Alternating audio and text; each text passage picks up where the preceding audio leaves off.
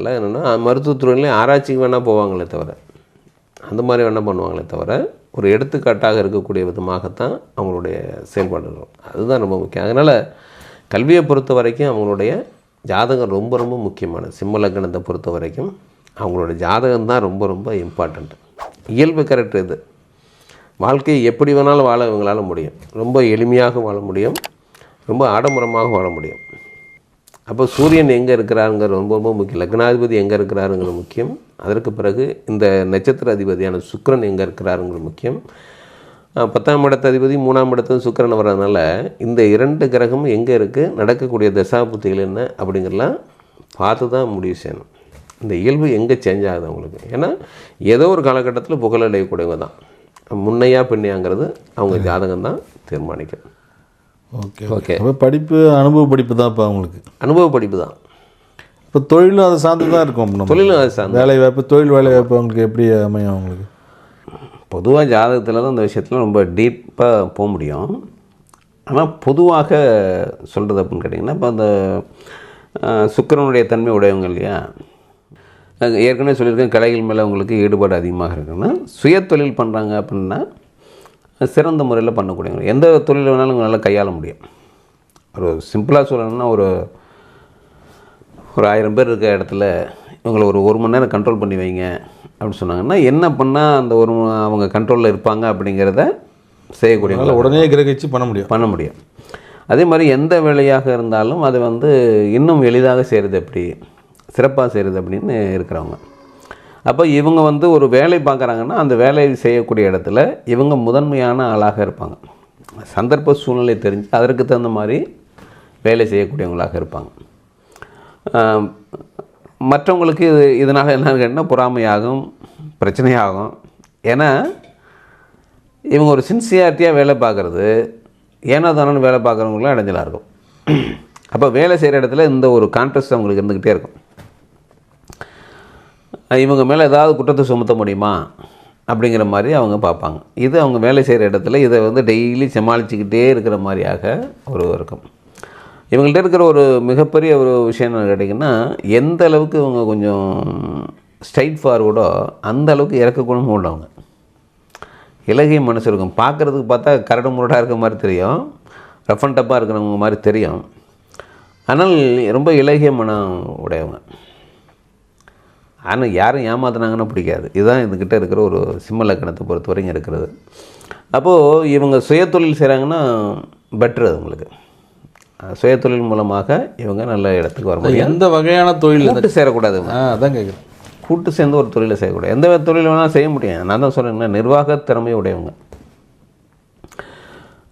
எந்த தொழிலையும் எளிதாக கையாளக்கூடியவங்க, கௌரவம் பார்க்க மாட்டாங்க. இதை பண்ண கௌரவம் அப்படிலாம் பார்க்க மாட்டாங்க. எந்த தொழிலாக இருந்தாலும் நேர்த்தியாக செய்வாங்க. கூட்டு சேர்ந்து செய்ய முடியாது இவங்களால். கூட்டு சேர்ந்து செஞ்சாங்கன்னா அது பிரச்சனையாகும். இது அப்போ தனிமையாக நீங்கள் செய்கிறது தான் பெட்ரு. உங்கள் ஜாதகத்தில் கூட்டு உங்களுக்கு ஒரு வலிமையாக இருந்தால், இப்போ நட்பு இடம் ரொம்ப வலிமையாக இருக்குதுன்னு வச்சுங்க.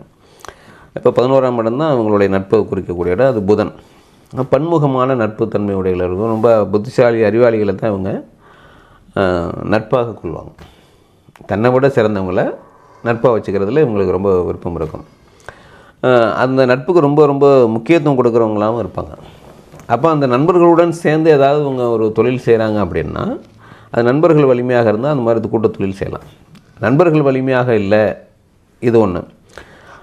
சகோதரனுடன் சேர்ந்து செய்யலாமா அப்படின்னா, மூத்த சகோதரன் 11ஆம் இடத்தை குறிக்கும், இளைய சகோதரன் 3ஆம் இடத்தை குறிக்கும். இப்போ இந்த 3ஆம் இடத்து அதிபதி சுக்கிரன் எங்கே இருக்காருங்கிறது ரொம்ப ரொம்ப முக்கியம். ஏன்னா 10ஆம் இடத்துக்கு அதிபதி சுக்கிரன் தான். அப்போ இளைய சகோதரன் கூட சேர்ந்து தொழில் பண்ணலாமா அப்படின்னா, இந்த சுக்கிரன் வலிமையாக இருந்தால் பண்ணலாம். 10ஆம் இடத்துல சுக்கிரன் இருக்குது இவங்களுக்கு அப்படின்னா பண்ணலாம். 3ஆம் இடத்துல சுக்கிரன் தான் பண்ணக்கூடாது. ஏன்னா இவங்களை விட இளைய சகோதரன் வலிமையாக மாறிடுவாங்க. அவங்களுக்கு கட்டுப்பட்டு இவங்க நடக்கிற மாதிரி இருக்குது. இவங்க இயல்பாக கட்டுப்பட்டு நடக்காதவங்க. அதாவது ஒரு அடிமைத்தனமாக இருக்க அவங்களுக்கு பிடிக்காது, சுதந்திரத்தன்மையாக இருக்கணும் விரும்புவாங்க. அப்போ நீங்கள் தொழில் செய்யும்போது என்ன செய்யணும்னா, இதெல்லாம் நீங்கள் உங்களுடைய ஜாதகத்தினுடைய அமைப்பு எப்படி இருக்குன்னு முதல்ல பார்த்துக்கணும். பொதுவான விதிங்கிறது சிம்ம லக்னத்துக்குரியது, இந்த சுயகௌரவம் இதெல்லாம் இருக்கிறது. ஆனாலும் உங்களுடைய ஜாதகத்தின் மூலமாகத்தான் நீங்கள் இதெல்லாம் நீங்கள் தீர்மானிக்கணும். தொழில் செய்கிறது நல்லதா அல்லது வேலை பார்க்குறது நல்லதா, இதை முதல்ல நீங்கள் தீர்மானம். தொழில் செய்கிறது நல்லதுன்னா எந்த மாதிரி தொழில் செய்யலாம், ரெண்டாவது ஆப்ஷன். ஏன்னா 10ஆம் இடம் சுக்கிரன் அப்படிங்கிறனால கலைகள் சார்ந்த துறைகளில், இப்போ உங்களுக்கு ஹோட்டலும் வந்து கலை சம்மந்தப்பட்டது தான் அது. இப்போ இந்த ஜுவல்ஸு, கோல்டு இதெல்லாம் இருக்கு இல்லைங்களா, ஆமாம், இதெல்லாம் கூட தொழில் சம்மந்தப்பட்டது தான். அழகு சம்மந்தப்பட்டது, கவர்ச்சியானது சம்மந்தப்பட்டது, ஆடைகள் சம்மந்தப்பட்டது, ஸ்டேஷனரி, எழுத்து சம்மந்தமாக, இதெல்லாம் வந்து அவங்களுக்குரிய அதான் கலைத்தன்மை இருக்கும் அதுக்குள்ளே. எலக்ட்ரிக்கல்ஸ், எலக்ட்ரானிக்ஸு இதெல்லாம் கூட அவங்க பண்ணலாம். ஆனால் அதில் ஒரு கலைத்தன்மை இருக்கணும். அந்த மாதிரியான தொழிலை தேர்ந்தெடுத்து அவங்க பண்ணலாம். அப்போ உங்களுடைய 10ஆம் இடத்ததிபதி என்ன நிலையில் இருக்காருங்கிறது பார்த்து தான் நீங்கள் சுயதொழில் செய்யணுமா அல்லது வேலை பார்க்கணுமா, இந்த 2 ஆப்ஷன் முதல்ல நீங்கள் தெரிஞ்சுக்கிட்டு அதற்கு பிறகு உங்களுடைய தசாபுத்தி என்ன நடக்குங்கிற நீங்கள் பார்க்கணும். பார்த்துட்டு நீங்கள் முடிவு செய்யணும். நீங்கள் இந்த விஷயத்தை மட்டும் கேட்டுட்டு இங்கே சிம்ம லக்னத்துக்கு பூர நட்சத்திரம் இப்படி இப்போ சொல்லிட்டாங்க இந்த தொழில் பண்ணுறேன் அப்படி இறங்கிடக்கூடாது. இது வந்து பொது. இது பொதுன்னு அப்படின்னா தமிழ்நாட்டில் தமிழ் பேசுவாங்க அப்படிங்கிற மாதிரி, கோயம்புத்தூரில் ஒரு மாதிரி பேசுவாங்க, திருநெல்வேலியில் ஒரு மாதிரி பேசுவாங்க, சென்னையில் ஒரு மாதிரி பேசுவாங்க. அது ஒரு மாற்றம் இருக்கு இல்லைங்களா.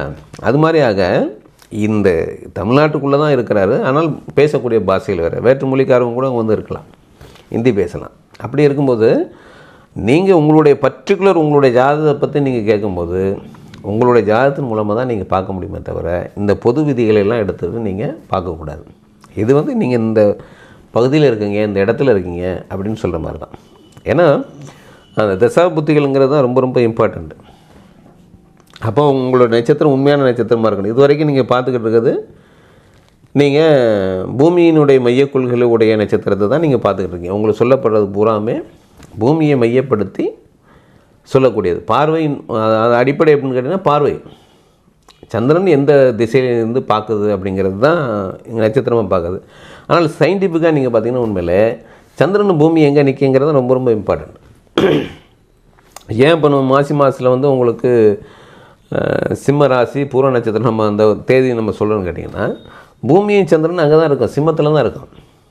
ஒரு நட்சத்திர பகுதியை கிடக்கிறதுக்கு 13 நாள் ஆகும் பூமிக்கு. அப்போ துணை கிரகமான சந்திரனுக்கும் 13 நாள் ஆகுமே. பூமியை விட்டு அதால் போக முடியாது இல்லைங்களா. ஆமாம், அதனால தான் நம்ம அதை சொல்லிக்கிட்டே வரோம். அப்போ அவங்க வந்து என்ன என் நட்சத்திரம் இது என் நட்சத்திரம் அதுன்னு அவங்க கேட்குறாங்க. முதல்ல இது வந்து புரிஞ்சுக்கணும், ஜோதிடங்கிறது பார்வையின் மூலமாக சொல்லப்பட்ட பலன்களாக இருக்குது. அதனால் என்ன தவறு ஏற்படுதுன்னு கேட்டிங்கன்னா உங்களுடைய நட்சத்திரம் உண்மையானது இல்லை, அந்த உண்மையானது இல்லாததுக்கு ஒரு தசாபுத்தி எடுத்து நம்ம காலங்களை நீட்டுக்கும் போது எல்லா ஜோதிடருக்கும் இந்த தவறு நடக்கிறது தெரியும். இப்போ நான் இல்லை, இப்போ எனக்கு அந்த மாதிரியான கன்ஃபியூஸ் வந்ததுக்கு பிறகு தான் நான் இந்த ஒரு இதுக்கு வந்திருக்கேன். அப்போ ஜோதிடர்கள் என்னென்னா முதல்ல வந்து இந்த விஷயத்தை எடுத்துக்கணும். பார்வை சரியானதா அல்லது நிற்கக்கூடிய இடம் சரியானதா, இதை முதல்ல பார்க்கணும். இதை முதல்ல பயிற்சி பண்ணி பார்க்கணும். பார்த்துட்டு தான் நீங்கள் டிசைட் பண்ணணும். இப்போ பார்வையின் மூலமானா இப்போ 2 விஷயம் அதுக்குள்ளே இருக்குது உங்களுக்கு. ஒன்று என்னன்னு கேட்டிங்கன்னா இந்த சந்திரனுக்கு சொல்லக்கூடிய நட்சத்திரங்கள் ராசி மண்டலங்கள் இது ஒரு வட்டமாக இருக்குது. மற்ற கிரகங்களுக்கு சொல்லக்கூடிய கிரகங்களுடைய வட்டம் அது வேறு விதமாக இருக்குது. இப்போ சனியோ குருவோ இப்போ இந்த மாதம் இந்த வருஷத்தில் வந்து குரு உங்களுக்கு வந்து மிதுனத்தில் இருக்குது அப்படின்னா மிதுன ராசியில் திருவாதிரை நட்சத்திரம் இருக்குது, மிருகசீரிட நட்சத்திரம் இருக்குது, புனர்பூச நட்சத்திரம் இருக்குது. இந்த 3 நட்சத்திரத்தில் தான் அது பயணிக்குது. ஆனால் சந்திரன் ஒவ்வொரு மாதமும் அந்த நட்சத்திரத்தில் பயணிக்குது. அப்படின்னா பார்க்குறதுங்கிறது வேறு, அதில் பயணிக்கிறதுங்க வேறு. மற்ற கிரகங்கள் அந்த நட்சத்திர பாதையில் மண்டலத்தில் பயணிக்குது, சந்திரன் பார்க்குது. அப்போ 2க்கும் வேறு வேறான விதமாக இங்கே செயல்பாடுகள் இருக்குது. அதனால தான் இங்கே பஞ்சாங்கத்தை பொறுத்த வரைக்கும் உங்களுக்கு என்னென்னு கேட்டிங்கன்னா பார்வை மூலமாகத்தான் எல்லா விஷயமும் எல்லா கிரகங்களுமே குருவிலேருந்து சனிலேருந்து எல்லாமே இவங்க பார்வையாக பூமியிலேருந்து பார்க்கக்கூடிய பார்வையாக எடுத்துக்கிறாங்க. அப்படி பார்க்கக்கூடிய பார்வை எடுக்கிறனால இந்த சந்திரனுடைய நிலை மட்டும் தவறாக வருது. அதை நான் வந்து உண்மையிலேயே வந்து எங்கே இருக்குது அப்படின்னு இப்போ நம்ம சூரியன் சுற்றி வரதா நம்ம ஜாதகத்தில் போடுறோம். சூரியன் மையத்தில் இருக்க சூரியனை எதிர் திசையில் நம்ம போகிறோம். நான் 180 டிகிரி ஆப்போசிட் எடுத்துக்கிறேன். சூரியன் எங்கே இருக்குதோ அதற்கு 180 டிகிரி ஆப்போசிட்டில் பூமி அண்டு சந்திரன். திதிகளுக்கு தகுந்த மாதிரியான ஒரு வேரியேஷன் இருக்குது. முன்ன பின்னங்கிறது வளர்பிறைக்கு ஒரு விதமான கால்குலேஷன் இருக்குது, தேய்பிறைக்கு ஒரு விதமான கால்குலேஷன் இருக்குது. எல்லாம் நமக்கு முன்னோர்கள் ஏற்கனவே பண்ணி வச்சுருக்காங்க. அப்போது ஒவ்வொருத்தரும் ஒவ்வொரு மெத்தடை வந்து இதில் எடுத்துக்கிறாங்க. இங்கே சரியில்லையா, உங்களுக்கு சொன்னது சரியாக இருக்குது, அவருக்கு சொன்னது சரியாக இல்லை அப்படிங்கும்போது என்ன பண்ணுறாங்க, இவராக ஒரு குணத்தை எடுக்கிறாங்க. இப்போ வந்து எத்தனையோ முறைகள் இன்றைக்கி வந்தாச்சு. அந்த காலத்தில் வந்து உங்களுக்கு இந்த நாடி ஜோதிடம், குறி சொல்கிறது, வெத்தலை ஜோசியம், பிரசன்னம் அப்படின்னு நிறைய முறைகள் இருக்குது. கிளி ஜோசியரங்களும் ஜோதிடம் தான். அந்த நேரத்துக்கு உண்டான உங்களுக்கு பலன் அதில் வந்துடும். ஆனால் கேள்விகளுக்கு பதில் சொல்ல முடியாது.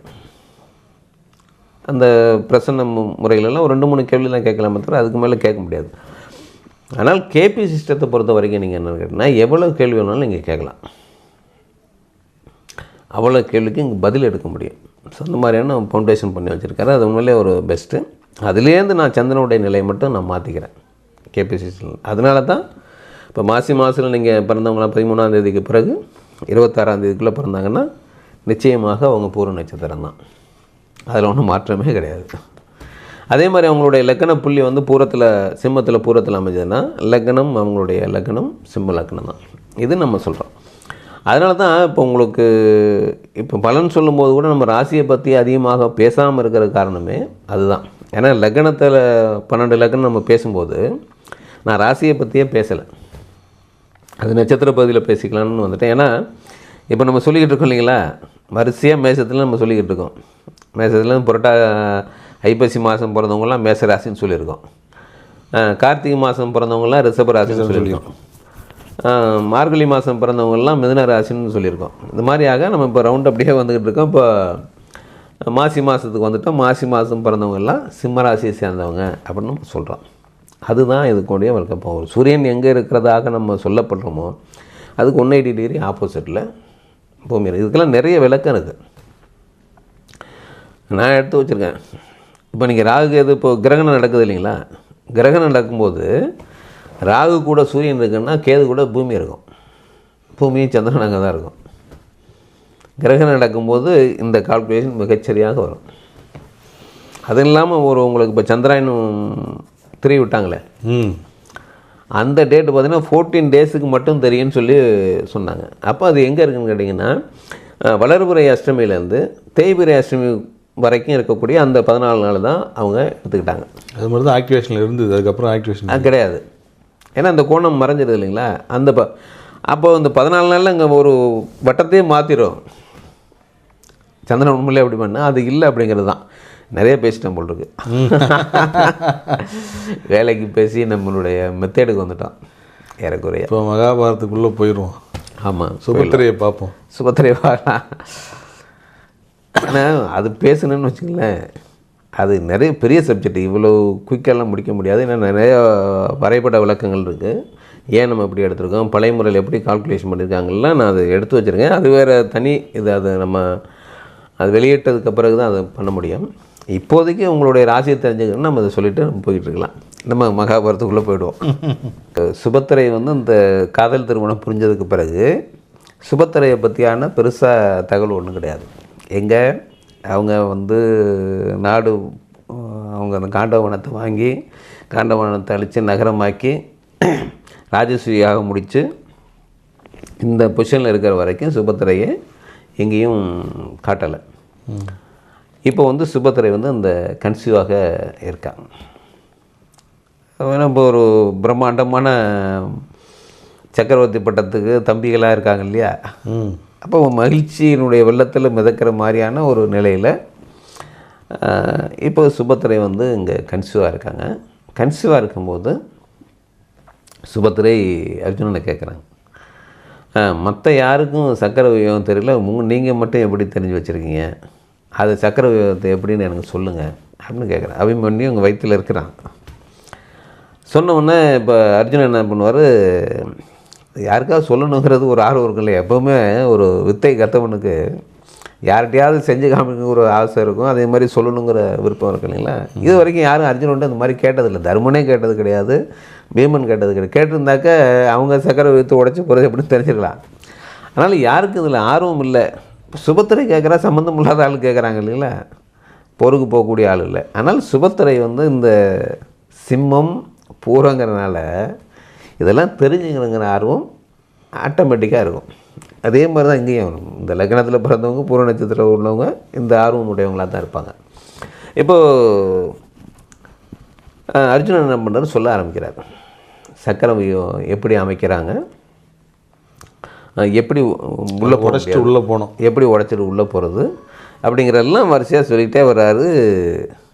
அங்கே கண்ணனுக்கு இது பெல் அடிக்குது அப்படி தான் சொல்லணும். ஏன்னா அடே சிக்கலாச்சேன்னு சொல்லி வேகமாக அவர் என்ன பண்ணுறாரு, அர்ஜுனா அப்படிங்கிறாரு. அதான் நான் திரும்பி பார்க்குறேன், கண்ணன் நிற்கிறேன். என்ன கண்ணன்?